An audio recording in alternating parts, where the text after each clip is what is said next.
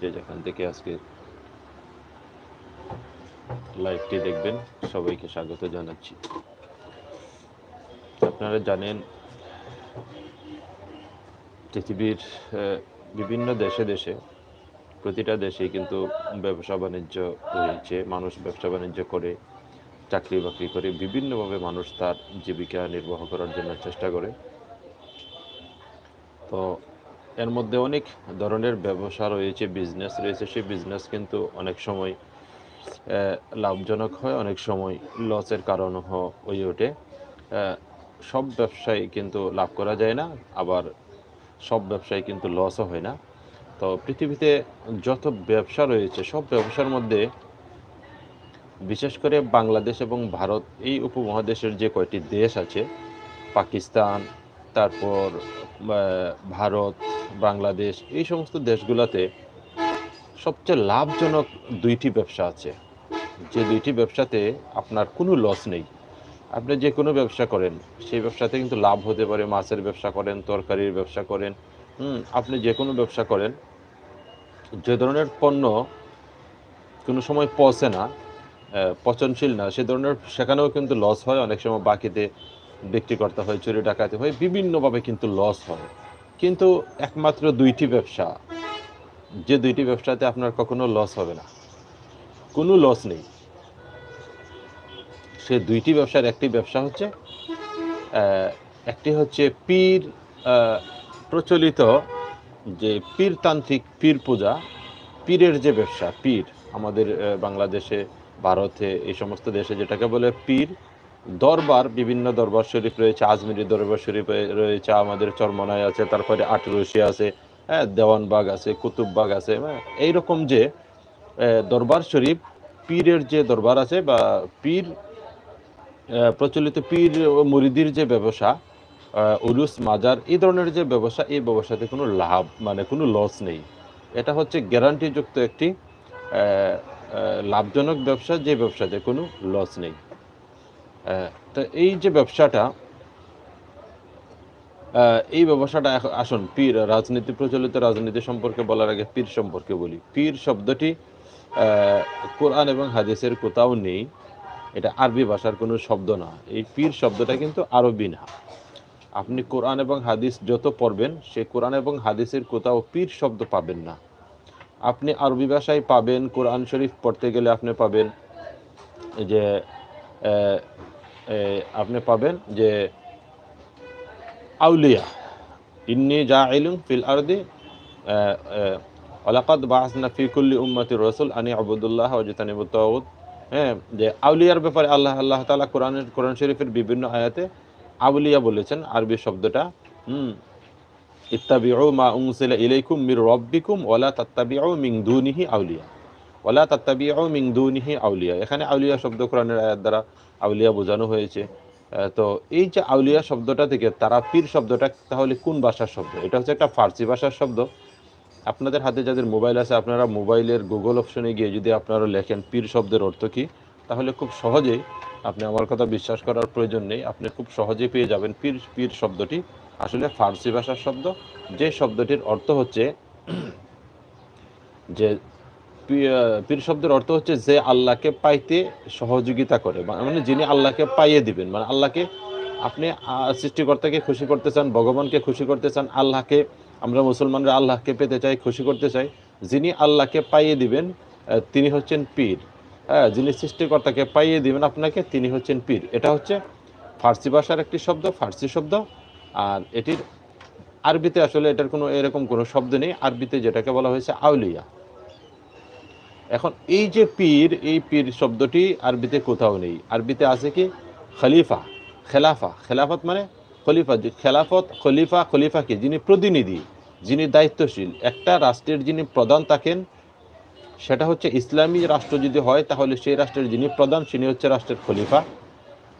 এবং এই পীরদেরকে আবার অনেকেই বলে কি যে উনি খলিফা, ওনার বড় বাবা দাদা থেকে ওনার বাপ খেলাফতি পাইছে, ওনার বাপ থেকে ওনার পেলেরা খেলাফতি পাইছে। যেমন আমাদের বাংলাদেশের চরমনাই, উজানি, হ্যাঁ, তারপরে সোনাকান্দা দরবার শরীফ, এর বিভিন্ন দরবার শরীফ আছে। আপনার ভারতে আজমিরি দরবার শরীফ সহ বিভিন্ন দরবার শরীফ আছে।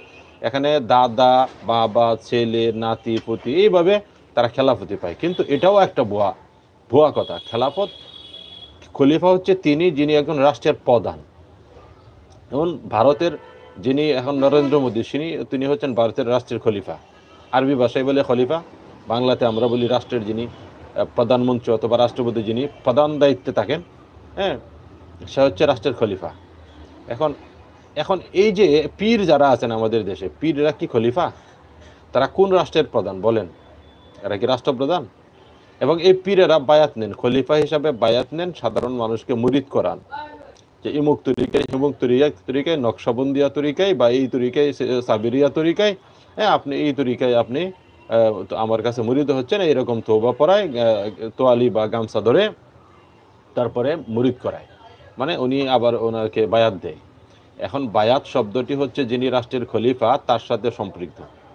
যিনি একটা রাষ্ট্রের খলিফা, রাষ্ট্রের প্রধান, উনি ওই দেশের প্রয়োজনে কোনো যুদ্ধ হলে, দেশের প্রয়োজনে কোথাও জিহাদ হলে, দেশের প্রয়োজনে রাষ্ট্রের যিনি নাগরিক থাকবেন, বা ওই দেশের বিভিন্ন আইন শৃঙ্খলা রক্ষাকারী বাহিনীকে যদি কোথাও যুদ্ধের জন্য প্রেরণ করতে হয়, সেখানে তাদেরকে যুদ্ধে যেতে হবে, সেখান থেকে যুদ্ধ থেকে যাতে তারা পালিয়ে না আসে, সেই জন্য তারা কি করবেন, তারা ওইখানে খলিফা হিসাবে দায়িত্ব পালন, মানে যুদ্ধ থেকে যাতে পলায় না আসেন, এই জন্য তারা বায়াত নেন খলিফার কাছে, যিনি সেনাপ্রধান তাকে যুদ্ধের, যারা দায়িত্বে থাকেন যুদ্ধের, তারা ওই যুদ্ধে যারা যাবেন তারা বায়াত নেবেন রাষ্ট্রপ্রধানের কাছে, যে তারা যুদ্ধ থেকে পালিয়ে আসবেন না, জীবন দিবেন দেশের জন্য।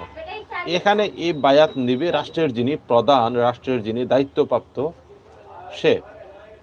এখন এখানে আমাদের দেশের পীর যারা আছে, এই পীরেরা কোন রাষ্ট্রের খলিফা? ভারতের যারা পীর আছে তারা কি ভারতের রাষ্ট্রের প্রধান? তারা যে বায়াত নেন মুরিদদের কাছ থেকে, এই সিস্টেমটাই ভুয়া। উনি তো রাষ্ট্রের প্রধান না, উনি তো রাষ্ট্র থেকে দায়িত্বপ্রাপ্ত না, উনি রাষ্ট্রের খলিফা না, রাষ্ট্রের প্রধানমন্ত্রী না, রাষ্ট্রের রাষ্ট্রপতি না। তাহলে উনি বায়াত নেন কেন? মানে উনি কোন রাষ্ট্রের দায়িত্বপ্রাপ্ত খলিফা? উনি কি, মানে এই সিস্টেমটাই ভুয়া। একমাত্র রাষ্ট্রের যিনি প্রধান উনি হচ্ছেন খলিফা, আর রাষ্ট্রের প্রধান যে সেই বায়াত নিতে পারে রাষ্ট্রের নাগরিক অথবা বিভিন্ন ডিফেন্সের যারা সেনাবাহিনীতে থাকে, র্যাবে, পুলিশে, বিভিন্ন বাহিনীতে যারা থাকে যুদ্ধের জন্য, তাদের কাছ থেকে রাষ্ট্রের প্রধান বায়াত নেবেন। তাহলে আমাদের এখানে বায়াত নেন পীরেরা, ওনারা কোন রাষ্ট্রের প্রধান?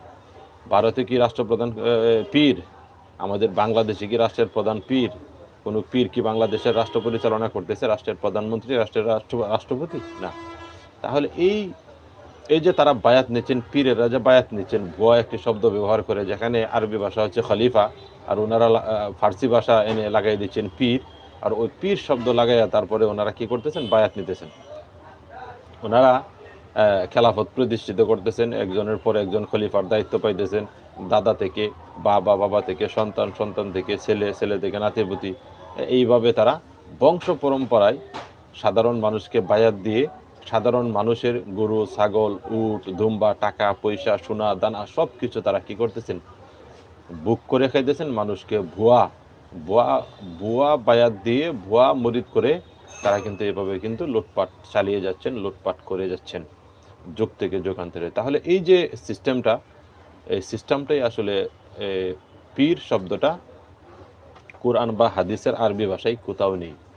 পীর, অনেকে বলেন পীর হচ্ছেন মুরব্বী। তাহলে মুরব্বী হলে তো মুরব্বী ঘরে ঘরে আছে, প্রত্যেকের ঘরে ঘরে তো মুরব্বী আছে, তো আর পীর দরকার কি? ঠিক আছে, মুরব্বী হলেও তো সমস্যা কি? মুরব্বী তো সবার ঘরে ঘরে মুরব্বী আছে, মুরব্বীর জন্য তো পীর ধরার দরকার নেই। আসলে শব্দটার অর্থ হচ্ছে যিনি আল্লাহকে পাইয়ে দেন। আল্লাহ কি পীর সাহেব আমাকে পাইয়ে দিবে না? পীর সাহেবের তো আল্লাহকে পাওয়ার দরকার, আল্লাহকে খুশি করা, রাজি করার জন্য দরকার। উনি আবার কি আল্লাহকে পাওয়াই দিবেন? উনি নিজেই তো আল্লাহকে পান না, আবার আমাকে কোন সময় পাওয়াই দিবেন? এইভাবে পীর নামক এক পীর পূজা, যেটাকে আমরা বলতে পারি পীর পূজা, যে পীর পূজা আমাদের দেশে চলে যাচ্ছে। পূজা কাকে বলে? পূজা হচ্ছে সৃষ্টিকর্তাকে বাদ দিয়ে, আল্লাহকে বাদ দিয়ে অন্য কোনো সৃষ্টির কাছে আপনি কোনো কিছু চাইবেন, মনের আশা পূরণ করার জন্য নিয়ত করবেন, তার কাছে ভালো মন্দ চাইবেন যাতে সে আপনার মনের আশা পূরণ করে। তাকে মনের উদ্দেশ্য বা এই আপনার যে নিয়ত হাসিলের জন্য কিছু দিবেন, টাকা পয়সা, সোনা দানা, এগুলা, গরু ছাগল, উট দুম্বা, এগুলা দিবেন। এটা হচ্ছে পূজা। তার কাছে চাওয়া, তার কাছে মাথা নত করা, তার কাছে হ্যাঁ? আরজি জানানো, তাকে খুশি করার জন্য কিছু দেওয়া, এগুলো হচ্ছে পূজা। তাহলে এই যে পীরকে দেওয়া আছে, সৃষ্টিকর্তাকে বাদ দিয়ে পীরকে দেওয়া হচ্ছে, এটা একটা পীর পূজা। গাছের পূজা, মাছের পূজা, চন্দ্র সূর্যের পূজা, হ্যাঁ? এবং আমাদের যে পীর পূজা আমাদের মুসলিম সমাজে এটাও কিন্তু একটা পূজা, এটা কিন্তু আসলে ভালো কিছু না। এটাও একটা পূজা।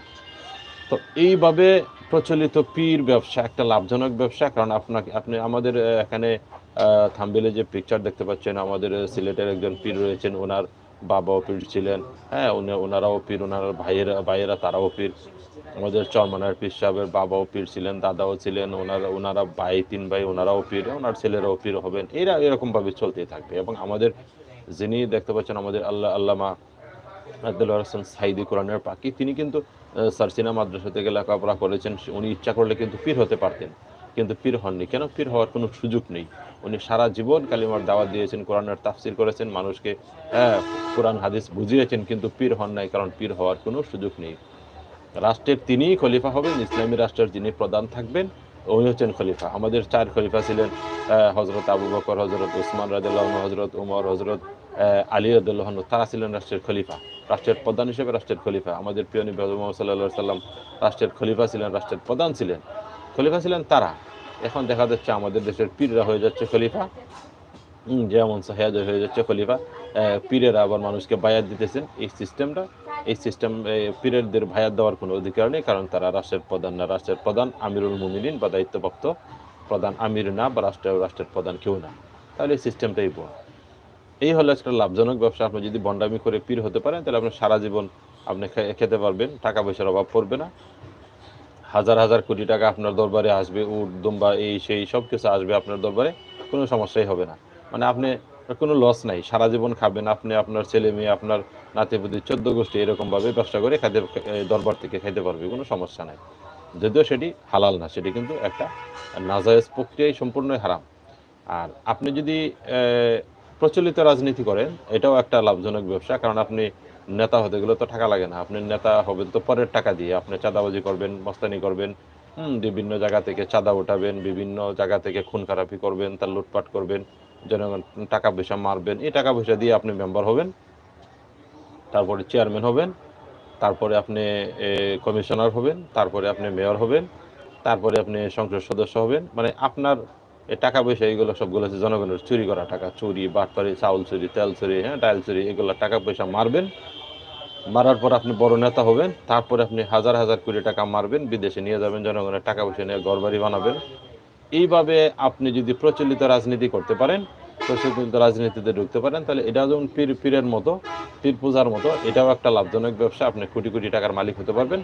তবে এর বিনিময়ে কিন্তু আপনি পরকালে কিছু পাবেন না। পরকালে এই যে মানুষের টাকা-পয়সা, সোনা, দানা, হ্যাঁ? এই যে নিচ্ছেন, মাজারে নিচ্ছেন বছরে, বছরে উরুসের নামে। আর নেতা হয়ে মানুষের টাকা-পয়সা, ভোট, হ্যাঁ? সোনা-দানা, মানুষের চাউল, ডাউল, তেল সবকিছু চুরি করে নিয়ে যাচ্ছেন। আমানত মেরে, মেরে খাচ্ছেন। এগুলোর জন্য পরকালে কিন্তু অবশ্যই আপনাকে আল্লাহর দরবারে দায়ী হতে হবে, এবং মানুষের এই পাওনা কিন্তু আপনাকে অবশ্যই ফেরত দিতে হবে। আর এজন্য কিন্তু জাহান্নামের আগুনে অবশ্যই ভোগ করতে হবে। তাহলে আপনি চিন্তা করুন, সবার আগে আপনাকে চিন্তা করার দরকার আছে যে আপনি প্রচলিত পীর পূজা, প্রচলিত পীর হবেন কিনা, পীরতান্ত্রিক সিস্টেমে জড়াবেন কিনা।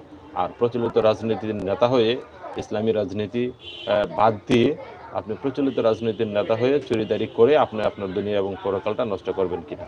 তো যে যেখান থেকে দেখেছেন ভিডিওটি, অবশ্যই সবাই কমেন্ট করে জানাবেন কেমন হয়েছে। ভালো থাকুন সবাই।